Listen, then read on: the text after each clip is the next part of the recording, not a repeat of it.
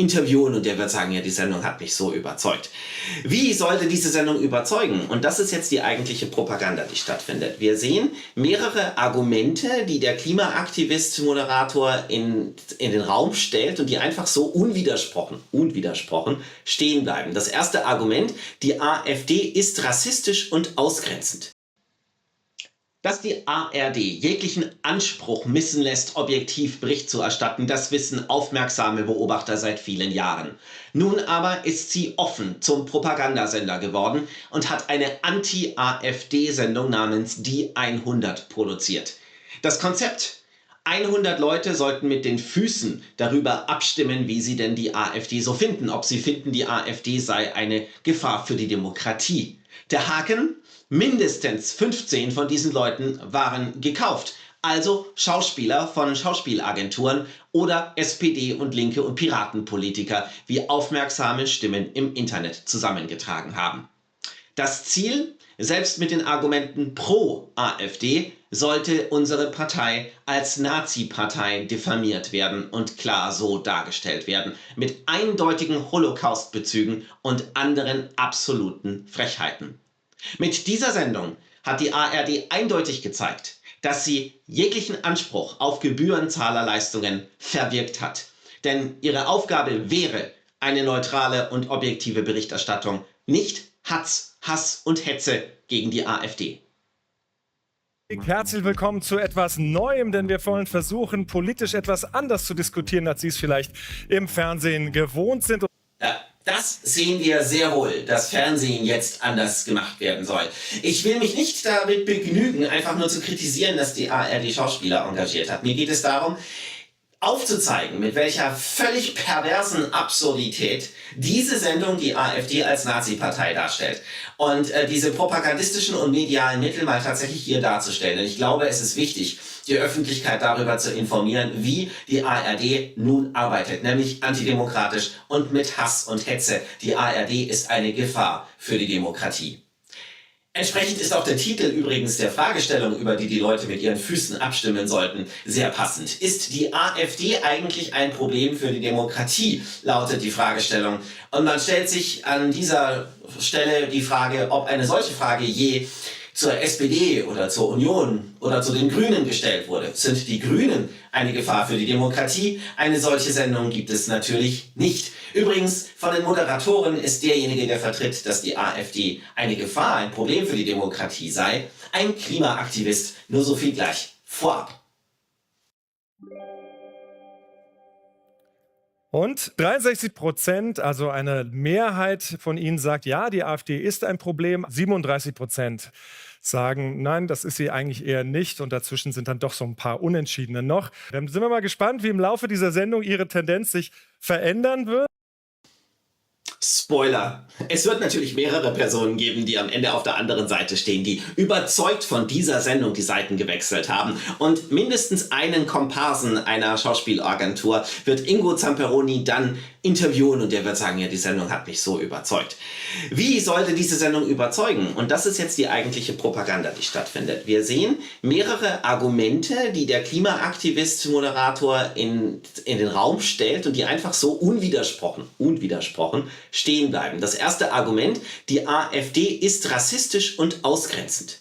Und das ist für sich genommen schon Hate Speech, wenn ich jemandem vorwerfe, er ist rassistisch und er ist ausgrenzend. Hier wird das ganz öffentlich proklamiert und groß auf der Leinwand dargestellt. Das muss man sich mal vorstellen. Vielen Dank, Ingo, und schönen guten Abend, liebe 100. Ich habe mich damit beschäftigt, welche Argumente dafür sprechen, dass die AfD eine Gefahr für unsere Demokratie ist. Und mein erstes Argument lautet: Die AfD ist rassistisch, sie wertet Menschen ab und sie grenzt Menschen aus. Wenn wir kommen, dann wird aufgeräumt, dann wird ausgemistet. Ja, ich glaube, es ist schwer dagegen zu argumentieren, dass in diesen paar Sätzen schon eine ganze Menge Abwertung, Ablehnung, auch Hass drinsteckt. Okay, was ist hier passiert? Hier wurde zuerst die These in den Raum gestellt und dann hat man einen Affen genommen, so ist er ja dargestellt, vor schwarzem Hintergrund. Markus Frohnmeier, der hat das schon vor vielen Jahren bei einer Demo gesagt und dann wird ausgemistet. Aber er hat damit die politischen Parteien gemeint, nicht die Migranten. Hier wird es auf Ausländer und Migranten bezogen und damit die These sozusagen gestützt, die AfD sei komplett ausländerfeindlich. Und dann die Dramaturgie danach, da stehen dann die Leute da, es ist dunkel, es ist still und der Moderator kann nur noch sagen, ja, seht, das ist das Argument, was gar kein Argument ist. Aber die AfD geht noch weiter. Es geht ihr nicht nur um Ausländer, sie unterteilt auch Deutsche in verschiedene Klassen. Hören Sie sich mal kurz an, was Björn Höcke letzten Winter auf dem Dresdner Schlossplatz gesagt hat. In dem Ausschnitt, den ich Ihnen gleich zeige, da redet er über das deutsche Volk und wer dazugehört. Und jetzt kommt das wohl perfideste Spiel in dieser ganzen Sendung. Jetzt kommt Höcke an die Reihe mit einer Aussage, die wieder aus dem Kontext gerissen ist. Er sagt, in der Notsituation wird ein Deutscher den anderen erkennen und dann wird der Moderator die Leute auffordern, sich gegenseitig anzugucken. Und die sollen natürlich dann so simulieren, dass sie irgendwie gar nichts von dem verstehen, was Höcke eigentlich meint und dass Höcke eigentlich ein Vollidiot ist. Schaut euch ins Gesicht. Sprecht miteinander. Hört euch zu. So, und hier ist mir nochmal wichtig, auf die Dramaturgie dieser Szene einzugehen. Björn Höcke, vollkommen bleich, steht vor diesem relativ warmen Hintergrund dunkelblau. Links dieser rote Aspekt sozusagen, das sind sowieso die Irren. Rechts, das ist der Pfeil in die Zukunft. Rechts bedeutet ja, die AfD ist eine Gefahr für die Demokratie. Ja, und dann haben wir diesen Höcke, der da auf dieser Bühne steht, der total ausgebleicht vor dieser Wärme. Die Leute übrigens stehen im Dunkeln und sollen sich dann übrigens auch im Horrorszenario dunkles Licht gegenseitig angucken. Das ist die Dramaturgie der Szene. Nehmt euch wahr. Begegnet euch und glaubt mir, wenn es hart auf hart kommt, dann werden wir uns erkennen. Ja, schaut euch diese betretenen Gesichter an. Diese Dame, die Angst hat, dieses junge Mädel, hat Angst um ihr Leben, wenn sie Höcke zuhört. Und der junge Mann, der fasst sich an seine Brille. Er schämt sich in Grund und Boden. Er kann es nicht glauben. Was für eine Dramaturgie. Dann werden wir uns finden. Dann sind wir das, was wir immer waren. Treu und deutsch und eine Gemeinschaft für die Zukunft der Bundesrepublik. Was ich jetzt mit Ihnen vorhabe, ist sehr unangenehm, aber ich würde Sie bitten, Björn Höcke mal ganz kurz beim Wort zu nehmen. Schauen Sie sich bitte wirklich mal um untereinander. Sehen Sie sich jetzt mal, ich meine das ernst, sehen Sie sich mal bitte ins Gesicht. Machen Sie das mal. Hat er gesagt. Schauen Sie sich ins Gesicht. Und dann gucken Sie mal, ob Sie gerade erkennen untereinander, wer dazugehört und wer nicht. Wer treu und deutsch ist und wer nicht.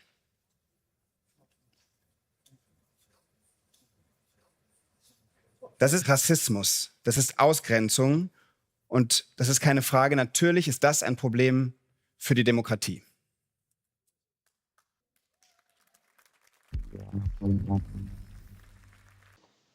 So, und jetzt kommt das Goldigste überhaupt. Die Pro-Argumente für die AfD, die nicht etwa lauten, die AfD ist eine ganz normale bürgerliche Partei, die AfD ist das, was die CDU vor 20 Jahren war, sondern die Demokratie hält die AfD aus. Die AfD sei in Wirklichkeit eine Nazi-Partei, aber wir werden schon damit fertig. Und das wird sogar noch bildlich in Szene gesetzt, indem ein Haus gebaut wird der Demokratie, was wirklich jeder Beschreibung spottet.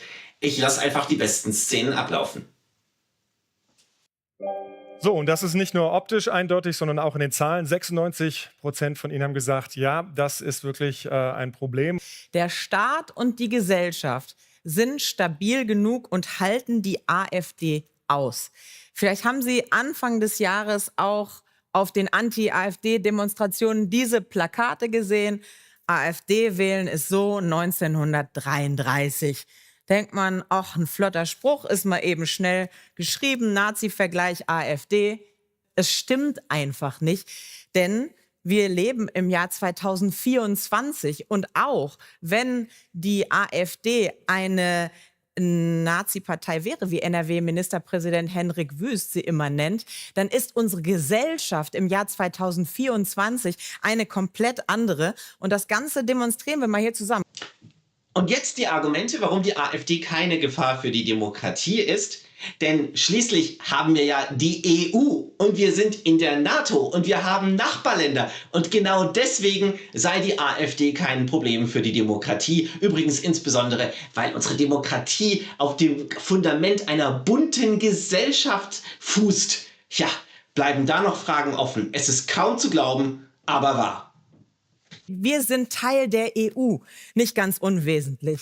Die NATO, Deutschland ist verflochten mit ganz vielen anderen Partnern und kommt da so nicht rauf. Und wenn wir mal auf die Nachbarländer gucken, hier haben wir sie. In vielen unserer Nachbarländer, in Österreich, in Italien, Niederlanden, Polen, da hat es rechtsextreme, populistische Parteien gegeben, die haben versucht, an so einem Fundament da hinten zu rütteln. Und die Demokratien, die stehen immer noch, oder die Parteien sind wie in Polen zum Beispiel wieder rausgewählt worden. Und wir sind eine bunte Gesellschaft. 1/4 unserer Gesellschaft hat eine Zuwanderungsgeschichte. Und hier die zivile Gesellschaft, einmal bitte mit anfassen. So, besteht auch aus einer freien Presse, aus vielen Trägern, die sich melden, wenn es knirscht und nicht so läuft, wie es laufen könnte in einer freien Demokratie. Und jetzt brauche ich ganz viele Hände, denn da hinten steht unser Haus, was stark genug ist für eine Demokratie, um die zu halten. Und dann frage ich Sie, liebe 100, wie sehen Sie es? Man muss ja die AfD nicht mögen. Und wir rütteln mal dran. Es bleibt alles stehen. Das ist unsere gesellschaftliche Basis im Jahr 2024. Man muss die AfD nicht mögen. Man muss ihre Argumente nicht gut finden. Man kann auch sagen, es ist schrecklich, wie dort argumentiert wird. Aber ist das wirklich eine Gefahr für unsere Demokratie? Wir lernen, die bunte Gesellschaft trägt die Demokratie. Und jetzt wird es weit weniger bunt. Wir kommen wieder ins Reich des Dunklen, in das Reich der AfD. Und es geht um einen Koffer. Auftritt Michelle Friedmann. Ich habe nämlich was mitgebracht. Zwar ist das dieser Koffer hier. Der Koffer steht für mein zweites Argument. Und das lautet, die AfD ist ein Problem, weil sie macht Menschen Angst. Meine Mama, mein Papa und meine Oma, Gott hab sie selig, haben die Shoah, den Holocaust, überlebt. Und ich fragte, was dieser Koffer soll, ein alter, verbrauchter Koffer. Und sie sagten, Michelle, wenn wir gehen, er ist immer gepackt. Und wir werden mit diesem Koffer überleben. Ein paar Monate. Ich fragte sie, warum sollen sie denn in einem gepackten Koffer in Deutschland leben? Und sie sagten, weil es nicht sicher ist, ob die alten Nazis und die Neuen, die kommen werden, nicht wieder die Politik prägen werden. Wumm. Da ist sie, die Nazi-Keule. Da kommt der Holocaust. Da kommt der Koffer her. Wir haben alle die Bilder aus den KZs in Erinnerung, wo die jüdischen Mitbürger bestohlen wurden. Und dieser Koffer steht nun für die Erbsünde, die die AfD repräsentiert. Die AfD, so wird hier bildlich ausgedrückt, ist diejenige, die wieder Menschen ihre Koffer packen und ihre Koffer verlieren und ins Konzentrationslager kommen lassen werden. Das ist die Bedeutung dieser dunklen Szene. Und sie ist genau so gemeint. Erstens erfüllt das den Straftatbestand der Holocaust-Verharmlosung und zweitens der Volksverhetzung. Die AfD ist eine Partei des Hasses. Ihr einziges Programm besteht darin, Menschen auseinanderzudriften, zu spalten, Menschengruppen zu beleidigen. Das macht Menschen Angst und zu Recht. Das macht Menschen Angst, die schwule Menschen sind, die jüdische Menschen sind, die schwarze Menschen sind, die queere Menschen sind. Aber all das sind Menschen. Und wenn Menschen Angst haben, egal was davor steht, dann kann ich uns nur sagen, wir sollten alle Angst haben. Es wird beliebig wen sie hassen. Wieder diese Dramaturgie. Alle stehen im Dunkeln. Michel Friedmann mit seiner Autorität spricht vom Bildschirm und spricht natürlich der zu belehrenden Menge die Wahrheit aus, die natürlich erstunken und erlogen ist. Die AfD sei eine Partei des Hasses und der Spaltung und Schwule müssten sich vor der AfD fürchten. Das Gegenteil ist der Fall. Ich darf daran erinnern, dass wir eine lesbische Parteivorsitzende haben, die wir auch allesamt sehr schätzen. Aber das wird auch noch garniert mit einem gar teuflischen Versprechen. Sie können sich auf mich verlassen, wenn Sie angegriffen werden. Kann ich mich auf Sie verlassen?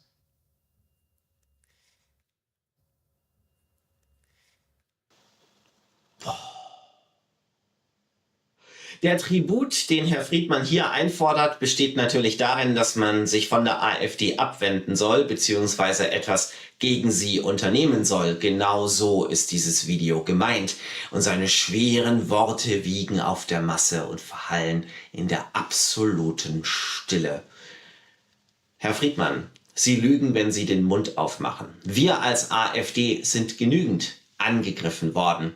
Wann und wo haben sich die vielen diskriminierten Mitglieder der AfD je auf Sie verlassen können, dass sie sich für eine solche Anti-AfD-Propaganda, für eine solche Diskriminierung von vielen 10.000 Menschen und Millionen Wählern hergeben, sollte wirklich ihnen jeglichen Respekt entziehen. Aber an Respektlosigkeiten ist diese Sendung sowieso nicht zu überbieten. Die nächste Respektlosigkeit ist ein Gejagt-Gefragt-Quiz à la Alexander Gauland mit wirklich den dümmsten Antwortmöglichkeiten, die man sich so vorstellen kann. Auch wieder produced von der ARD. Vielen herzlichen Dank für diese absolute Blödelei. Und die erste Frage lautet: Wer ist denn schuld am Klimawandel? Sie müssen sich noch nicht dazu verhalten. Ich frage es gleich nochmal ab. Antwortmöglichkeit A, der Mensch, oder B, die Sonne, oder C, der Mond. Womit schützt man seine Kinder? A, mit Fahrradhelmen, B, mit gutem Kinderfernsehen, oder C, mit Hitlergrüßen. Wenn sich jemand von Ihnen mit so einem ausgestreckten Arm in der Öffentlichkeit zeigen würde, dann würden Sie eine Anzeige in Kauf nehmen. Wilko Möller sagt, es ist total abwegig, Zitat, es ist absurd, dass man darin einen Hitlergruß erkennen soll. So muss es aussehen, wenn die öffentlich-rechtlichen Fernsehsender uns inhaltlich stellen wollen. Es geht überhaupt nie um Inhalte. Der einzige Inhalt dieser Sendung war von Anfang an die Nazi-Keule. Und hat sich ja im Endeffekt durch die ganze Sendung gezogen. Der Koffer mit Michel Friedmann, die Hitlergrüße bei den Kindern, was übrigens vollkommener Blödsinn ist. Dieses Bild, was dort verwendet wurde auf dem Plakat, war ein Stockfoto, das man überall im Internet finden kann und ganz normal für Schützen und Familie steht. Das kann jeder selber googeln. Ja, aber daraus wird natürlich auch wieder aus einer Mücke einen Elefanten gemacht. Aber selbst in den Argumenten pro AfD bzw. kontra die These, die AfD sei ein Problem für die Demokratie, war ja der einzige Inhalt nicht, dass die AfD tatsächlich inhaltlich kein Problem sei, sondern dass wir einfach nicht mehr im Jahr 1933 lebten und aufgrund unserer Einbettung in EU und NATO und den Deep State, der alles wunderbar löst, wie in Polen, wo die Peace weggedrängt wurde von der Macht, die jetzt auch schon rechtsextrem sein soll. Naja, anderes Thema. Deswegen sei eine AfD kein Problem für die Demokratie. Naja, es hat ja dann noch dazu reingepasst, dass zum Abschluss eben einer, der noch rübergegangen ist auf die andere Seite und plötzlich davon überzeugt war, die AfD ist ganz schlimm, ein Komparse einer Statistenagentur war. Mit dem will ich auch schließen.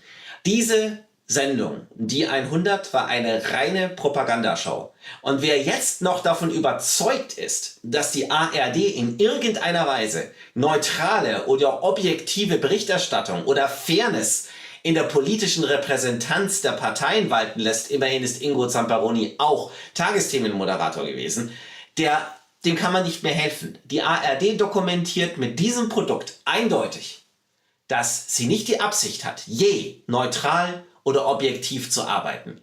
Wir müssen Zwangsbeiträge zahlen, um eine Diffamierung gegen unsere politische Haltung zu finanzieren. Eine Diffamierung, die jeglicher Grundlage entbehrt und die völlig frei von diesen Medien in die Öffentlichkeit geblasen wird, ohne dass es auch nur jemals ansatzweise eine Sendung gäbe, die versucht, die AfD-Inhalte wirklich zu verstehen und fair wiederzugeben. Dieser Rundfunk, diese ARD, ist eine Schande für Deutschland und bekräftigt unsere Forderung danach, dass dieser Zwangsbeitrag, diese GEZ, diese ARD dringend abgeschafft werden muss. Dann können sich ja Ingo Zamperoni und seine beiden klimaaktivistischen Moderationskollegen bei der Statistenagentur bewerben, aus der sie ihre Statisten rekrutiert haben.